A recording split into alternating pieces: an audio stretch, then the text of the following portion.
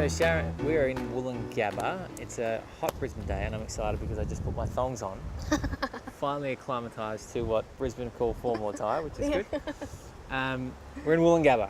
We are. And it is a very commercial suburb where there's a lot of mix of property types. And let's talk about the housing market.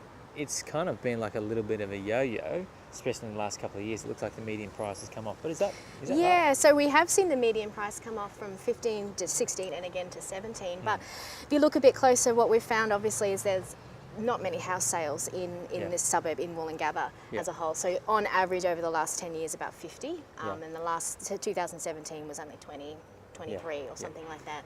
So it's not a clear indication of what the median's really doing. No, but it's still up from the previous peak, which was kind of 20, so 2008 for the previous peak, and it is up from there. I mean, the current median is 760 for houses and 460 for units. Yeah. But we'll so just onto the units.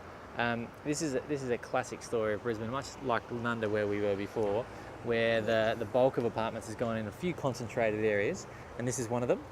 Yeah, definitely. You can see a lot of apartment buildings around when you look and up. one just behind us in a crane. And I mean, it's reflected in the vacancy rate at 6.8, and also the days on market for units is 85. So that's the highest we've encountered in our trip to Brisbane so far for units. That is. And also, when you look at the sales volumes for units as opposed to houses, there's hundreds of units transacting. Whereas if you went back 10 years ago, there was 50 and 60 units transacting. So this market's really changing. This suburb is really gentrifying, but it's kind of just built a bit too many properties for the people that are coming in. But I think eventually it'll get there and it'll be a really cosmopolitan sort of area. Yeah, so hopefully, I mean, if we think, I think the unit market is at the bottom of the clock.